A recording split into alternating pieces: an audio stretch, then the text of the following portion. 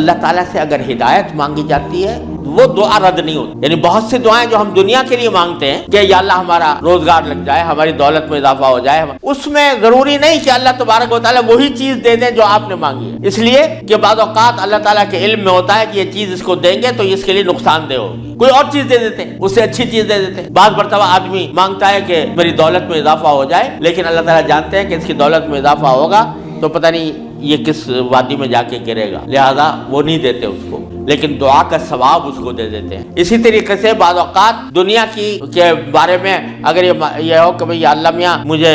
محسن فرض کرو کہ بیمار ہے تو شفا مل جائے, تو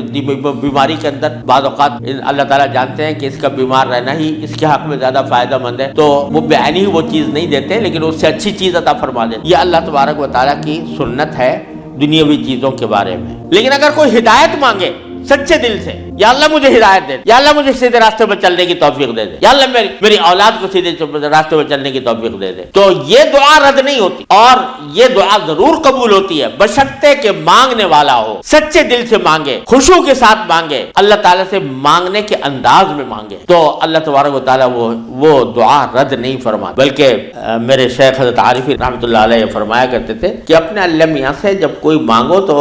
مچل کر مانگا کرو, یعنی اپنے اللہ میاں سے باتیں کیا کرو, کہہ دیا کرو یا اللہ یا تو مجھے ہدایت دے دیجئے ورنہ آخرت میں مجھ سے مواخذہ نہ فرمائیے گا, یا تو مجھے ہدایت دے دیجئے, گناہوں سے بچا لیجئے, اپنی نافرمانیوں سے بچا لیجئے, یا پھر آخرت میں میری گرفت نہ فرمائیے. تو بندہ جب اس طرح مانگتا ہے تو اللہ تبارک و تعالیٰ ضرور عطا فرماتا, ہدایت ملتی ہے, اور ساتھ ساتھ یہ کہ وہاں پر آپ کے لیے ایک عذر ہو جاتا ہے کہ یا اللہ میں نے تو آپ سے مانگا تھا اور کہا تھا کہ مجھے ہدایت دے دیجئے. تو آدمی اپنی سی کوشش کرے اور باقی کام کے لیے دعا کرے. صرف دعا بھی کافی نہیں ہوتی, اپنی سی کوشش بھی ضروری ہے. جیسے میں نے وہ یہ مثال دی تھی تو میں نے ساتھ میں اس کو کتاب بھی دی تھی. ایسا نہیں کہ صرف دعا ہی پر اکتفا کرے, بلکہ تھوڑا سا طلب اس کے اندر پیدا ہو, کہ طلب بھی ہو, طلب ہو اور اس طلب کے لیے کوئی عملی اقدام اپنا سا کرے, اس کے بعد اللہ تعالیٰ سے مانگے تو اللہ تعالیٰ رد نہیں فرماتے. حضرت مولانا رومی رحمۃ اللہ علیہ فرماتے ہیں, مثنوی والے فرماتے ہیں کہ دیکھو حضرت یوسف علیہ السلام کا واقعہ دیکھو کہ ان کو جب زلیخا نے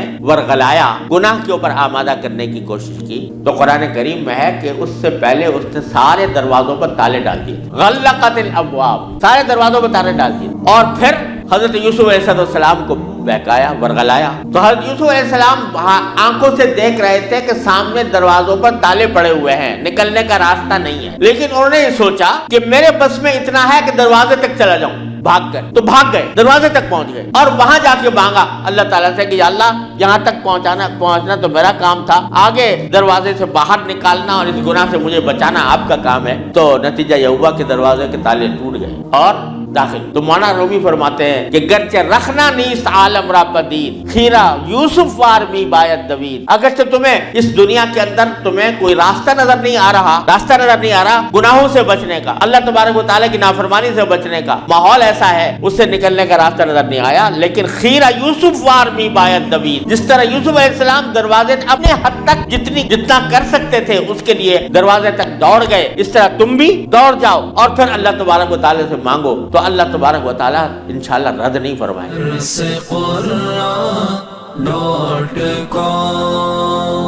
www.darsequran.com